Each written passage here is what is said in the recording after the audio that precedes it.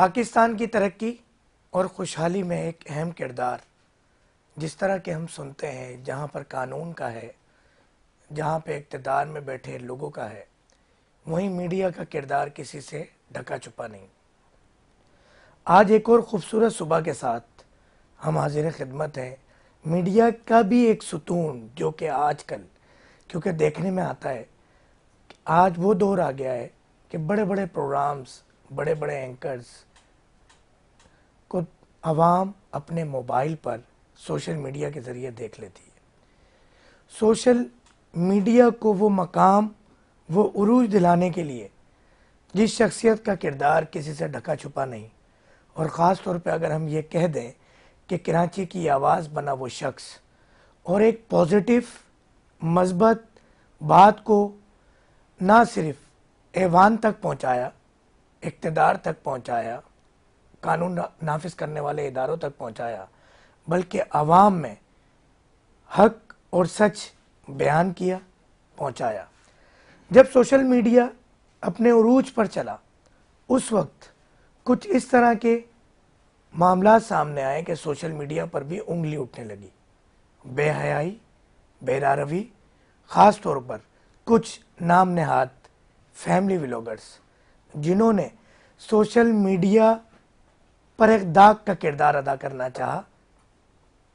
ये स्टेटमेंट था हमारे आज के मेहमान हसन बेग साहब, जो कि एक बहुत नामवर शख्सियत हैं सोशल मीडिया के हवाले से। और अगर हम बात करें कि आज के बहुत सारे इस तरह के सोशल मीडिया वाले वो हजरात जो कि इनको उस्ताद मानते हैं। जी हसन बेग भाई, अस्सलाम वालेकुम सर, कैसे हैं आप? खैरियत से? कहते हैं आपकी सादगी में माशाल्लाह इतना हुस्न है और नाम आपका हसन है। ये बड़ी बात है कि एक फील्ड में रहना सोशल मीडिया की और अपने ही लोगों के खिलाफ कि अगर वो गलत गए, क्योंकि हमारे यहाँ ये माशरा ऐसा बन गया है कि तू मेरी बारी में चुप रहे, मैं तेरी बारी में चुप रहूंगा। कैसे कर लेते हैं आप हसन भाई? नहीं, मुझे बड़ी अजीब सी बात लगती है। मुझे बहुत सारे लोग मिलते हैं, बोलते हैं यार जिस फ्रेटर्निटी से तुम हो और उस फ्रेटर्निटी के बारे में तुम ये सारी चीज़ें बोल रहे होते हो, तुम्हारा अगर तुम्हारा बाप भाई कोई गलत काम कर रहा होगा तुम करने दोगे? हम नहीं बर्दाश्त कर सकते ये सारी चीज़ें। हुआ ये, जब माशरे में ये सारी चीज़ें गलत हो रही थी, हमारे यहाँ एक अजीब सा अलमिया है कि अगर 10 चोरी कर रहे होते हैं तो कोई उससे रोकता नहीं, वो 11वां बन जाता है। मैं वो 11वां नहीं बना।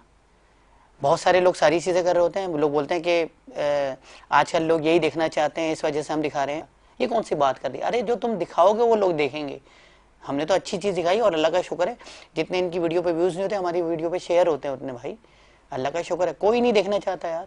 कोई ये बेगैरती और ये जो घटियापन है, ये सारी चीज़ें नहीं देखना चाहता। एक पढ़ी लिखी कौम से ताल्लुक़ रखते हैं हम, एक पढ़े लिखे माशरे से ताल्लुक़ रखते हैं, इज़्ज़तदार माशरे से ताल्लुक़ रखते हैं।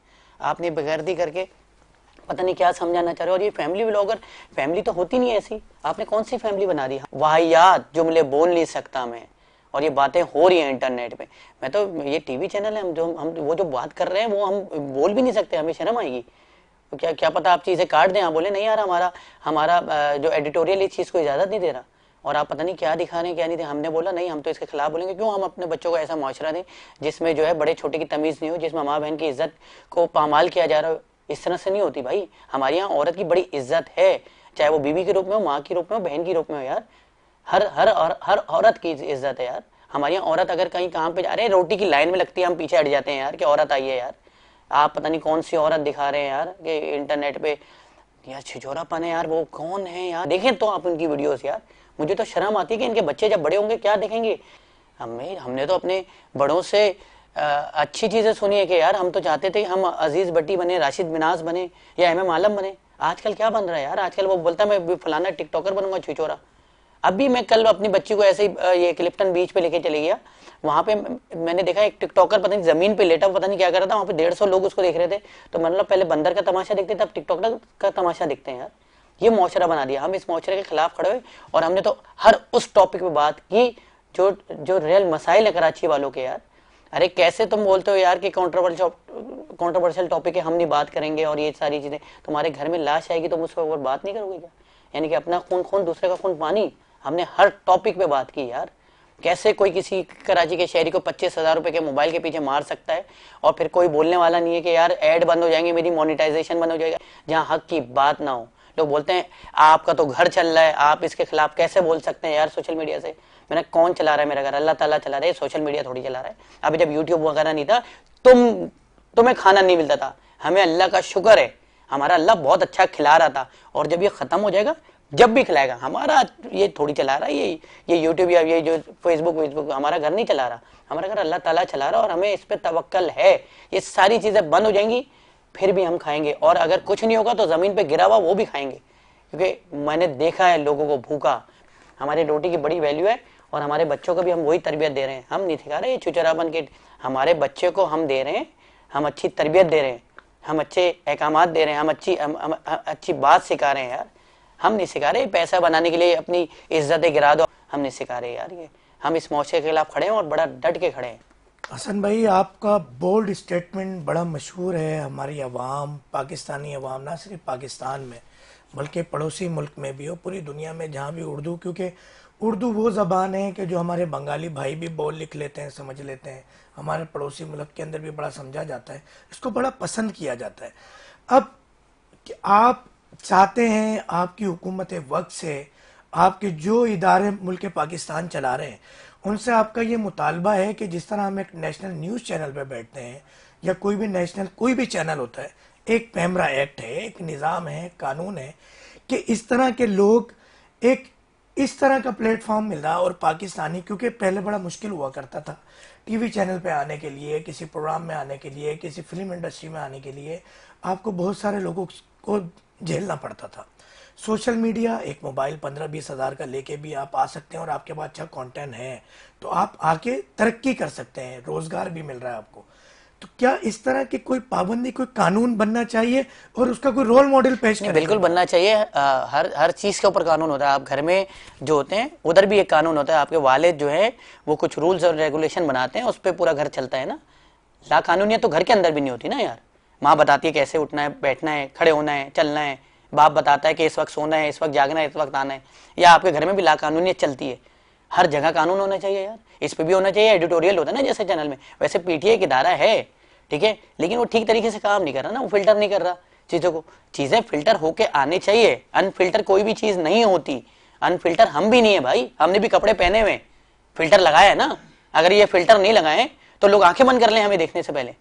तो हर चीज का फिल्टर होना चाहिए, हर चीज के एडिटोरियल होने चाहिए। जैसे अखबारात में होता है, जैसे चैनल्स पे होता है, वैसे पीटीए है, पीटीए को करना चाहिए चीजें, लेकिन पीटीए नहीं कर रहा। पता नहीं कौन सी लाइन है वो पीटीए ने बनाई भी है और वो हर कोई क्रॉस किया जा रहा है। लेकिन मैं बोलता हूँ जिसके आप एक सर्टेन सब्सक्राइबर या फॉलोअर्स हो जाए, जिसकी बात लोग सुनना शुरू कर दें, उस पर सर्टेन रूल्स एंड रेगुलेशन बनने चाहिए। जैसे ये चैनल्स को लाइसेंस मिलता है, रजिस्टर होता है, वैसे ही पेजेस की अकाउंटेबिलिटी होनी चाहिए, क्योंकि माशरा खराब हो रहा है।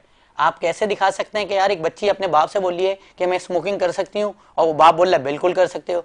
ये माँ बाप की बाप और बेटी की कन्वर्सेशन है। आप बताएं, मेरी बेटी तो देखेगी, वो बोलेगी भाई ये तो नॉर्मल है कि बाप और बच्ची एक साथ सिगरेट पी रहे हैं। ये सारी चीजें आपने आम कर दी ना।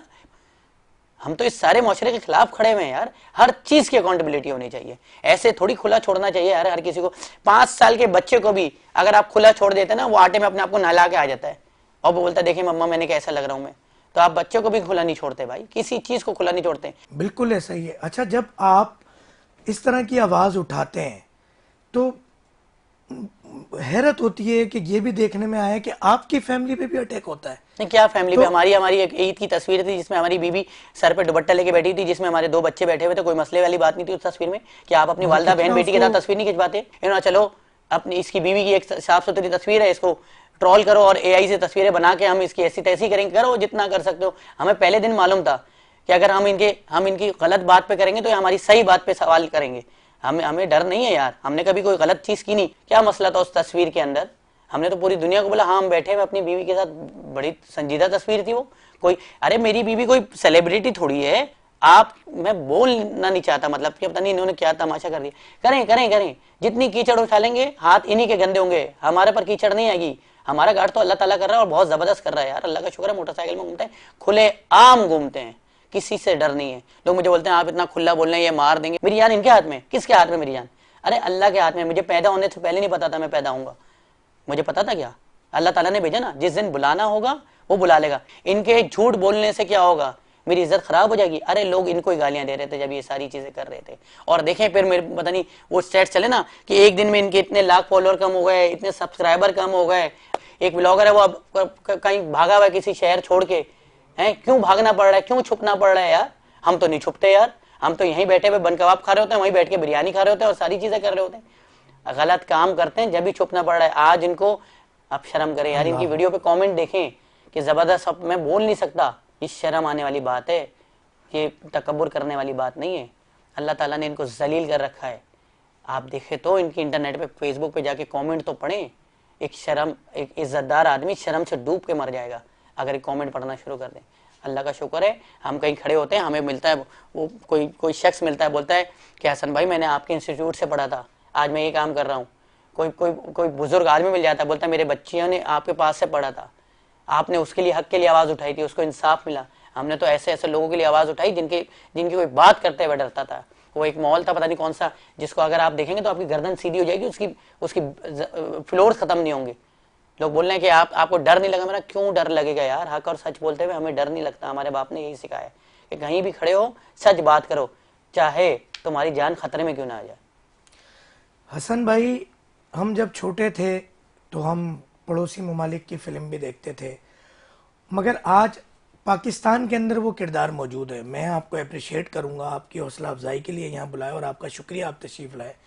मगर हम ये देखते हैं, हमने ये फिल्मों में भी देखा, ड्रामों में भी देखा है, जब इस तरह का किरदार किसी भी माफिया के खिलाफ खड़ा होता है तो आपके दोस्त, अहबाब, रिश्तेदार, पड़ोसी जो आपसे मोहब्बत करते हैं वो आपको रोकते हैं। तो वो आपको नहीं समझाते, आपकी फैमिली से, आपकी मिसिस के रिलेटिव, आपके और रिलेटिव, हम जैसे दोस्त।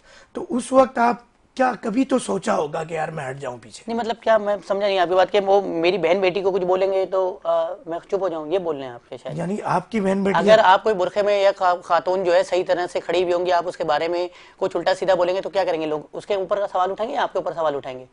अरे लोग आपको मारना शुरू कर देंगे, एक शरीफ औरत के बारे में तुम क्यों बोल रहे हो।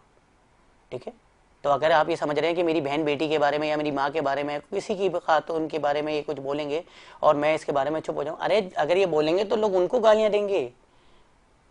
हमारी घर की औरत शरीफ है, हमारे घर की औरत ऐसी नहीं है। आप एक साफ सुथरी औरत के बारे में बोलना शुरू कर दें, आपको लोग पत्थर मारना शुरू कर देंगे। भाई ये कैसी बात कर दी कि हम अगर ये 2-4 लोग जो है उल्टी सीधी बातें करना शुरू हो रहे हैं और जो है इसके ऊपर मैं खामोश हो जाऊं। क्यों खामोश हो जाऊं भाई, हम तो सच बोल रहे हैं और पूरी दुनिया को मालूम है ये एक प्रोपेगेंडा कर रहे हैं और हम इनके झूठे प्रोपेगेंडे से डरने वाले थोड़ी हैं यार। हम तो सच बोलते रहेंगे, क्या कर लेंगे ज़्यादा ज़्यादा, ये कुछ कैंपेन चलाएंगे, पेड कैंपेन चलाएंगे, कुछ बनाएंगे, ये सारी चीज़ें करने दें। हम नहीं डरते इन सारी चीज़ों से भाई, हमें मालूम है, पूरी दुनिया को मालूम है कौन सही है कौन गलत है। अरे लोग पागल नहीं है, बेवकूफ़ नहीं है, लोगों को नज़र आ रहा है। इस वक्त जो सोशल मीडिया देख रहा है वो शऊर रखता है और वो आपकी चीज़ टाइम पास के लिए देख रहा है, कुछ सीखने के लिए नहीं देख रहा, कोई छुचेरेपन के लिए नहीं देख रहा। वो आप जो दिखा रहे हैं वो वही देख रहा है, आपके थंबनेल में आप वही दिखाते हैं। सही है, तो आप क्या बेच रहे हैं सबको मालूम है। वो जो एक एक्टर ने बोला ना कि क्या बेच रहे हैं लोग, वो सही बोला बिल्कुल। माशाल्लाह, बड़ा अच्छा इंस्टांस, और यही वजह है कि आज हम आपके साथ हैं। अच्छा, जहाँ पर हम टॉपिक को थोड़ा सा चेंज करते हैं और जहाँ हम बात करते हैं इस तरह के व्लॉगर्स की, तो वहाँ पे हमें कुछ लोग ऐसे भी मिलते हैं कि हसन भाई बहुत आसान हो गया है कि हर कोई मोबाइल उठाया, अपने कंप्यूटर से, प्रिंटर से कोई प्रिंट निकाला, नाम नेहाद सहाफ़ी बन गए। इसमें हम ये देखते हैं कि एक पैमरा का किरदार, ये इतने महंगे महंगे जो टैक्स अदा करता है एक न्यूज़ चैनल हुकूमत पाकिस्तान को, हम पैमरा एक्ट को फॉलो कर रहे होते हैं, मगर एक शख्स जिसको बात करने की तमीज़ नहीं, हकाइक का नहीं पता। पिछले दिनों आपने देखा पाकिस्तान का एक अजीब व गरीब सा चेहरा पेश करने की कोशिश की गई पूरी दुनिया के आगे, फेक न्यूज़ बनती है। इस हवाले से कानून का भी बताइएगा और उनके हवाले से भी कुछ मैंने आपकी आवाज़ें सुनी कि जिसका दिल करा मोबाइल उठाया और उसकी कोई एक आध वीडियो वायरल हो गई तो हो गई, वरना कम से कम ब्लैकमेलिंग का सिलसिला हो रहा होता है कि भाई हम सोशल मीडिया के साफ़ी हैं और आप जैसे लोगों का नाम इस्तेमाल, यानी वीडियोस दिखा के उनके देखो सोशल मीडिया की पावर ये है, उस पावर का नाजायज़ इस्तेमाल करके जो फेक न्यूज़ और ये सोशल मीडिया के साफ़ी जिनके ना सब्सक्राइबर हैं ना फॉलोवर्स हैं, उनके लिए आपका क्या पैगाम और क्या स्टांस है? नहीं, बिल्कुल गलत है, नहीं होना चाहिए। मैं फिर ये बोलूँगा, इसके ऊपर अकाउंटेबिलिटी होनी चाहिए। जब तक अकाउंटेबिलिटी नहीं होगी, इस तरह से लोग ब्लैकमेलर बनते रहेंगे। बल्कि बीच में जो वही बिल्डर्स के खिलाफ एक इस तरह का कोई बंदा कर रहा था, उसको सज़ा भी दी गई थी और उसको जो है कैफरे किरदार तक पहुँचाया गया था और उसके ऊपर केसेस वगैरह हुए थे। इस तरह से ब्लैकमेलिंग नहीं होनी चाहिए, बल्कि इस पर तो एजेंसीज और इदारे बहुत ज़बरदस्त काम कर रहे हैं और ऐसे लोगों को पकड़ रहे हैं। जबकि अभी जो डंपर वाला वाक़यात हुए थे, उसमें जो लोगों ने मिस इन्फॉर्मेशन और फेक न्यूज़ स्प्रेड करना शुरू कर दी कि फलाना जगह पे 5 टैंकर जला दिए गए या 3 टैंकर जला दिए गए, उन जर्नलिस्ट के खिलाफ कार्रवाई हुई और उनके वो जो सॉफ्टवेयर अपडेट वाली वीडियोस वगैरह होती हैं वो भी आई सारी। और नहीं होना चाहिए, कोई भी इंतशार फैला रहा है गलत बात करके उसको तो सज़ा देनी चाहिए, और बल्कि सज़ा नहीं, उसके अकाउंट्स ब्लॉक होने चाहिए। और ऐसे लोगों को तो मैं बोलता हूँ कि कोई भी कैमरा उठा के कहीं भी घुस जाता है। देखें, अगर मैं ये वीडियो बना रहा हूँ और मैं आपकी वीडियो बना रहा हूँ और आपके पीछे एक कैमरामैन है और वो पीछे कैमरामैन आ जाता है, तो उसकी मर्जी के बगैर मैं ये वीडियो अपलोड नहीं कर सकता। और अगर मैंने अपलोड कर दी तो वो मुझ पर सू कर सकता है, केस कर सकता है, ठीक है।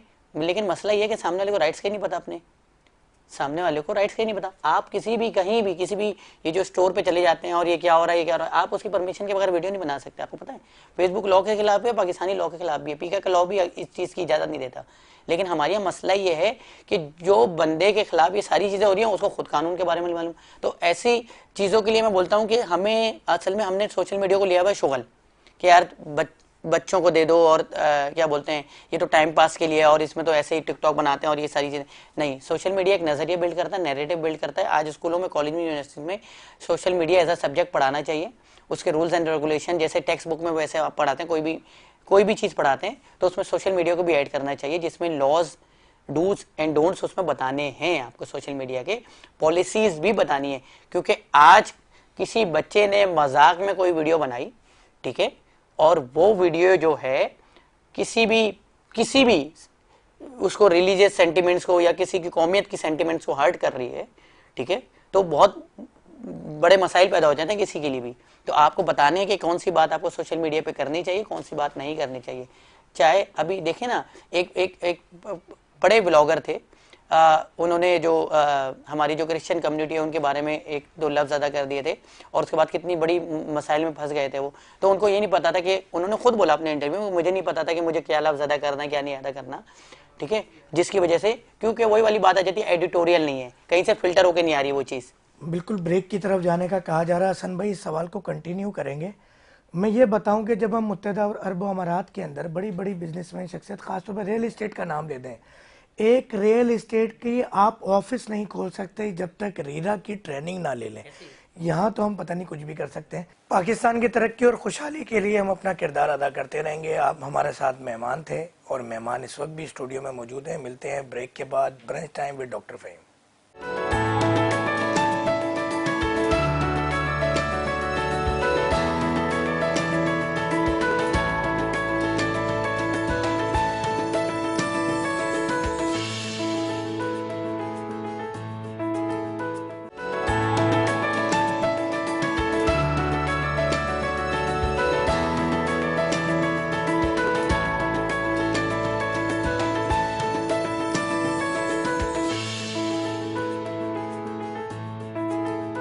एक दफ़ा फिर खूबसूरत सुबह के साथ brunch time with doctor Faheem.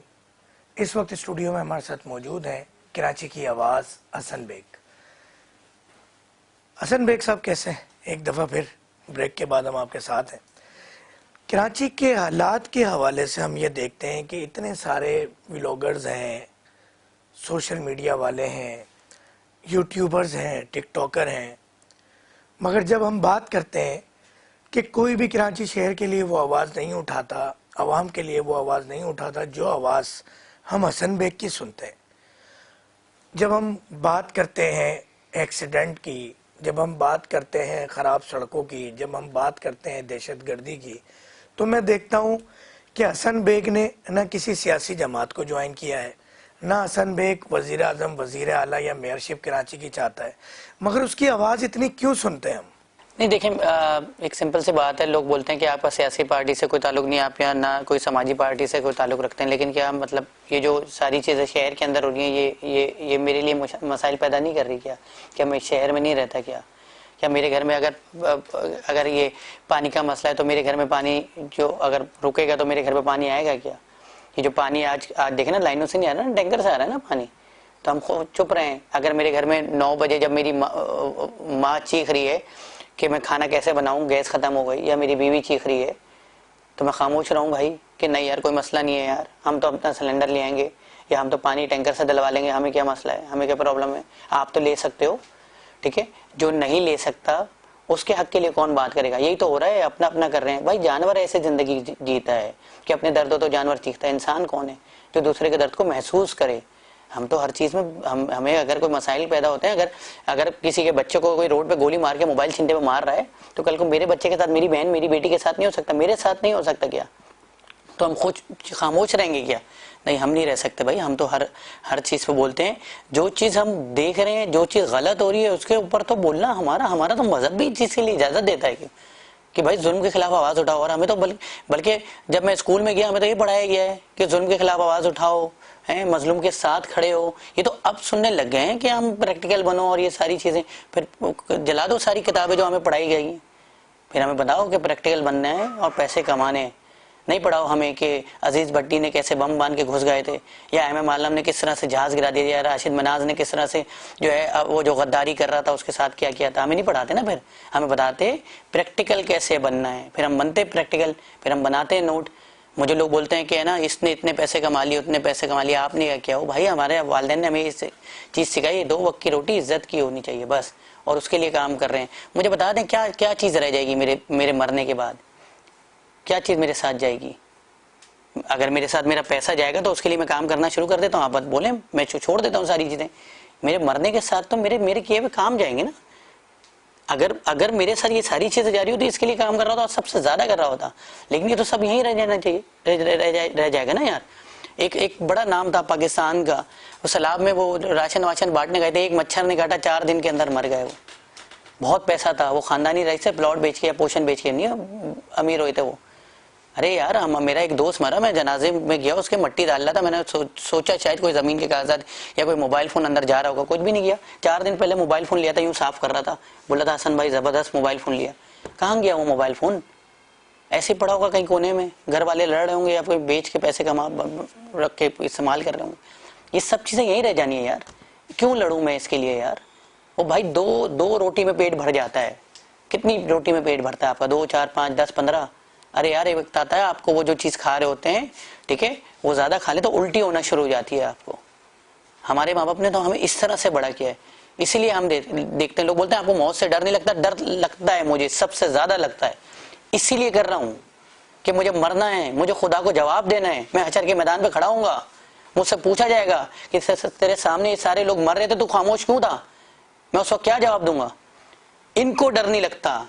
लोग बोलते हैं ना आप डर नहीं लगता, आप तो इतना खुला बोलते, मुझे तो सबसे ज्यादा डर लगता है। आपको डर नहीं लगता, आप मौत भूल चुके हैं, हमें मौत याद है। और अल्लाह ताला बोलता है मौत को याद रखो, इसलिए हम सारी चीजें बोल रहे हैं यार।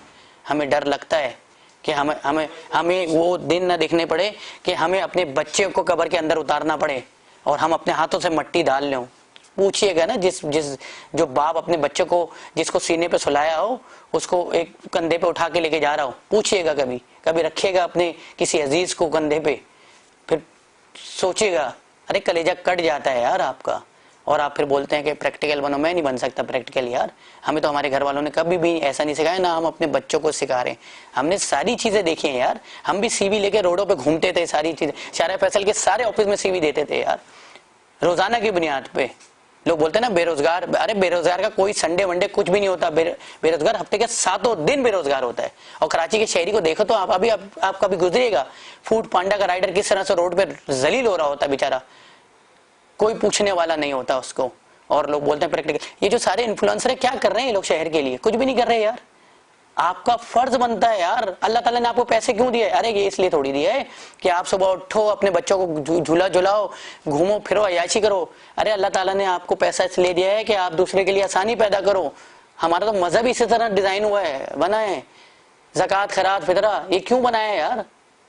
अल्लाह ताला ने सिर्फ अगर आपको देना होता तो फिर तो अल्लाह ताला के लिए फरिश्ते बहुत थे इबादत करने के लिए। अल्लाह ताला ने इंसान क्यों बनाया? इंसान बनाया है आपको। इंसान का मतलब समझें, आपको आदमी नहीं बनाया। आदमी और इंसान में फर्क है। आप बने हुए आदमी, इंसान होते तो आप लोग, इंसानियत आपके अंदर होती। यहाँ पे लोग मर रहे होते हैं, लोग आइसक्रीम खा रहे होते हैं, 4 मिनट बाद आप देखिएगा उस जगह पता नहीं होता यहाँ पे लोग मर गए। हमने सारी चीजें देखी हैं यार, हमने हमने अपने आंखों से लोगों को तड़पते हुए देखा है, सिसकते हुए देखा है, मरते हुए देखा है। हमें डर लगता है कल को हमारी लाश ना पड़ी हो, और जिस दिन हमारी लाश पड़ी हो तो हमें यह अफसोस ना हो कि हमारे हक के लिए कोई बोलने वाला नहीं हो, क्योंकि आज हमने किसी के हक के लिए बोले तो कोई हमारे हक के लिए भी आवाज उठाएगा। हमें हमें इस चीज का शुक्र है। एक आपकी तरफ से और भी बात आती है, हम आपके जब कुछ व्लॉग्स वगैरह देखते हैं और उस पर बड़ी पजीराई भी आपको मिली है और आप ये बड़ी आवाज़ उठाते हैं, जबकि इस वक्त मौजूदा आप अगर हम बात करते हैं कि एक सियासी जमात ऐसी भी है कि जो सियासी जमात का बड़ा शोर हुआ करता था, बड़ा शोर सुनते थे पहलू में दिल का, मगर आज जब वो मुंतखब होकर आ गए तो वो ये आवाज़ नहीं उठा रहे उनकी। अब मगर आप ने कराची यूनिवर्सिटी पे बनने वाला ये जो ग्रीन लाइन मंसूबा है, या हम करीमाबाद अंडरपास की बात करें, इस पे भी आप आवाज उठाते हैं जब हम हुकूमती ऐवानों में या हुकूमत वक्त से बात रेड लाइन मंसूबे जिसकी आप बात करें, गुजरे आप शाम में गुजरे, बोलिए मेयर साहब को एक दिन मोटरसाइकिल पे चक्कर लगाए ना उधर,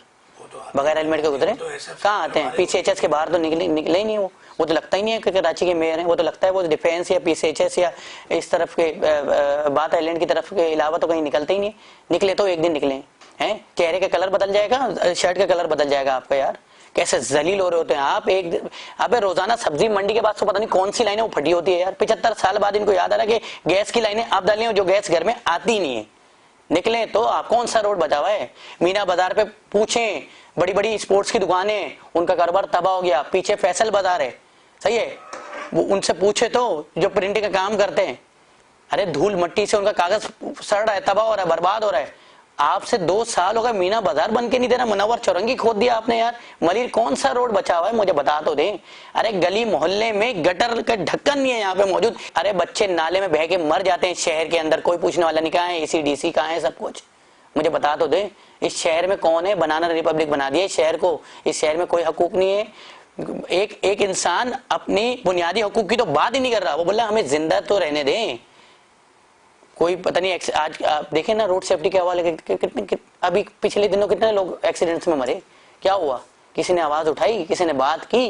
वो बोले एक सियासी तंजीम बात करी थी, वो खामोश हो गए, मामला खत्म हो गया। क्यों? पूछो जिस घर में जनाजा है, बोलते हैं हमारे इधर इसमें आग लग गई, उसमें आग लग गई, लेकिन तुम्हें अफसोस नहीं हुआ। लोग बोलते हैं इतने तो लोग मरे, सिर्फ 17 लोग मरे। सिर्फ आपके घर का कमाने वाला मर जाए ना, उस पूछिएगा फिर, सही है, एक एक रोटी के मोहताज हो जाते हैं। यहाँ पे तो सगा भाई किसी को नहीं पूछता। आप बोले हमने, हुक्मरान ने हाथ रख दिया, सर पे हाथ रख दिया, उसने हाथ रख दिया, और फिर आम आदमी को हैरेस करते हैं और धक्के देते हुए जा रहे होते हैं। ये कौन सा कल्चर है यार? क्या क्या लोगों को नहीं मालूम दफा 144 लगी हुई, असली की नुमाइश नहीं होनी चाहिए? किस तरह से घूम रहे हैं डालों पे यार? कोई पूछने वाला है शहर में? असली की नुमाइश ऐसे हथियार लेके घूम रहे होते हैं। मेरी बच्ची पूछ रही थी ये क्यों हम पे ये डाकू आ रहे, मैंने आंख बंद की तो मुझे वो हैरेस करने लग गया। कोई बोलने वाला है शहर में इनके ऊपर? बोलते हैं अगर आप इनके खिलाफ बोलोगे तो ये मार देंगे, ये कर देंगे, वो कर देंगे। मरना पसंद करेंगे ऐसे हम झुकना पसंद नहीं करेंगे। हम तो बोलेंगे इनके खिलाफ। क्यों भाई? मेरे वोट से बने हो तुम यार। ये कानून मेरे हिसाब से चलना चाहिए, ये तुम्हारे हिसाब से नहीं चलना चाहिए। और फिर बोलते हैं कि आप जो है इनके खिलाफ नहीं बोल सकते, बहुत बड़े लोग हैं। कौन बड़े लोग हैं? और तुम बोलते हो मेरे दफ्तर के बाहर खड़े नहीं हो, और हम अपने हकूक के लिए तो लड़ेंगे। कौन बोलता नहीं लड़े यार? ये हमारा राइट है। क्या आपके घर में ये जो आपकी वालदा परेशान नहीं होती, आपकी बीवी परेशान नहीं होती कि गैस नहीं आ रही? अरे रमजानों के अंदर लोड शेडिंग होती है यार। ये जो कौन सी कंपनी, इलेक्ट्रिक कंपनी, इनके खिलाफ इनके मुंह से एक लफ्ज नहीं निकलता यार। पूछे ना, हर 3 घंटे बाद 3 घंटे की लोड शेडिंग होती है, बल्कि 2 घंटे के बाद 3 घंटे की लोड शेडिंग होती है। जाए इलाके में, मैं आपको नाम बताता हूँ, सरजानी टाउन कभी जाए, मरीज जाए, खोपरा पार जाए, आप जाए तो इनसे बोले डिफेंस से बाहर निकले यार। पुल के इस पार जिंदगी है जो आप जीने नहीं दे रहे। उनके घरों में नाले का पानी आता है यार, उनके बच्चों के ऊपर इतनी मक्खियां होती है, और फिर बोलते हैं कि हम आवाम की खिदमत के लिए नहीं है। भाई कोई सियासी तंजीम मुझे तो कहीं नजर नहीं आई। जो कहते थे अपनों का वोट अपनों के लिए, वो भी नजर नहीं आए, कहीं भी कोई भी नजर नहीं आए। जब आप आवाम के हुकूक के लिए बात करते हैं तो कुछ तबका आप में से ही, सोशल मीडिया से ताल्लुक़ रखने वाले भी और दीगर भी, कि आप पवेलियन एंड पर बैठकर, आप कुर्सियों पर बैठकर एक तमाशाई बनकर बातें बनाना, नारे लगाना एक अलग चीज़ है। अगर हम ये कहें कि हसन बेग आए, हमले इकदामात कोई उठाएं, कोई सियासी तंजीम बनाए या कोई सियासी तंजीम बनाने की जरूरत नहीं, कोई सियासी नहीं, हमने हक पे बात की है यार। हम अभी भी अदालतों के चक्कर काट रहे हैं, हम सारी चीजें कर रहे हैं यार। हमें किसी टैग की जरूरत ही नहीं है। क्यों सियासी तंजीम में जाऊं मैं? जहां पे अपने हक की बात ही नहीं कर सकते, हम तो नहीं बात करेंगे यार। क्यों? किसी के हक की बात करने के लिए कोई टैग लेना जरूरी है, या सियासी तंजीम का पर्चा या झंडा लेना जरूरी है क्या यार? हमने तो बात की, खुल के बात की हमने। हम तो अभी भी अदालतों के चक्कर काट रहे हैं। हमें तो बड़ी लोगों ने खरीदने की कोशिश की, हमें धमकाने की कोशिश की, हम तो नहीं बिके, हम तो नहीं डरे, हम तो खुल के खड़े हो यार। मुझे बता देना, वो जो मॉल के अंदर बच्चे का पैर आया था, किसने बोला?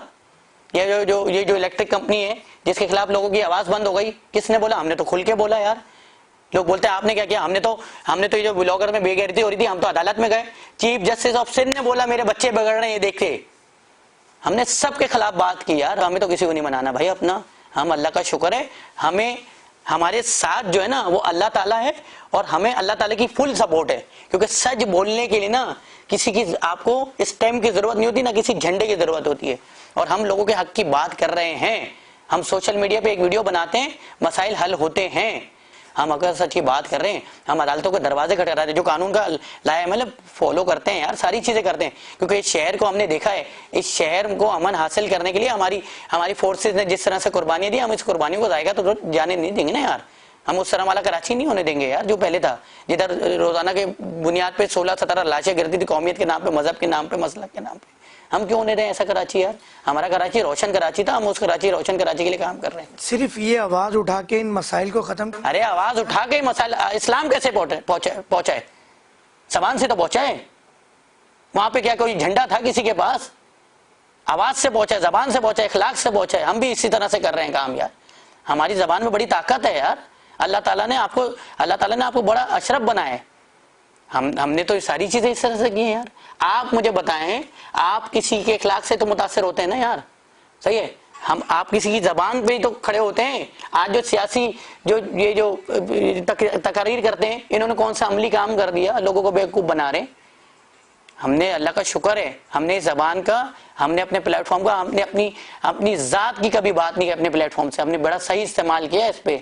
हमने कभी अपनी यूं करके, वो जो यूं करके तस्वीर लगाते हैं, यूं करके तस्वीर लगाते हैं, हमने कोई नहीं किया। हमने चुचौरापन ये सारी चीजें नहीं की। एक वीडियो दिखा दे जिसमें हसन बेग ने बोला है कि यार ये मेरा मसला है, मेरा मसला हल कर दो। हमने अपनी जात के लिए बनाया ही नहीं है यार। हमारी जात के लिए अल्लाह ताला खड़ा है, और अल्लाह ताला ने हमें इसलिए बनाया है कि हम दूसरों के लिए बात करें। इंसान का मतलब ही यही है। मसला ये है कि हमने इंसान को समझा ही नहीं है, हम आदमी बन के जिंदगी गुजार रहे हैं। जहां हम सोशल मीडिया की बात करें, प्रोग्राम इख्तिताम की तरफ बढ़ रहा है। बिल्कुल आखिरी एक सवाल भी और एक इशू, जुआ ऐप पाकिस्तान के अंदर इंटर हो गई है, ख़ासतौर पे कराची के अंदर। अभी एक मसला लास्ट वीक मैंने देखा कि एक फैमिली आती है, आपस में उन्होंने कोई पेमेंट निकाल ली, डाल ली जुए से, उसने घर का सब कुछ बेच के उस जुए पे लगा दिया। इस हवाले से क्या कहेंगे आप? नहीं, अब सोच होता है जब देखते हैं हम नाम नियाद इन्फ्लुएंसर जो है जुए की ऐप और वो पता नहीं क्या ट्रेडिंग के नाम पर पता नहीं कौन कौन सी ऐप प्रमोट कर रहे हैं, चाहिए। और उनके ऊपर केसेस भी हुए हैं। और अफसोस की बात यह है कि कोई जो है मीडिया चैनल इस बात पे बताता नहीं है कि कितने जो बड़े बड़े इन्फ्लुएंसर हैं, नाम नियाद नाम जो है, उनके ऊपर वो जो ऑक्टा इफेक्ट्स के केसेस हुए हैं और वो अदालतों में जो है ना चक्कर काट रहे हैं, नहीं बता रहे हैं ना वो। ये जो पता नहीं कौन कौन सी ऐप आ गई हैं, आपको मालूम है लीगली जो है, अगर आपकी ऑडियंस में बच्चे शामिल हैं, ठीक है, तो आप जो है इसको प्रमोट नहीं कर सकते क्योंकि बैन है। मैं इंटरनेशनल कंट्री के लॉ की बात कर रहा हूँ। पाकिस्तान में तो, और मुझे इसके लॉस का नहीं मालूम, पाकिस्तान में तो बल्कि मना ही होगा इसको, जुआ की ऐप को।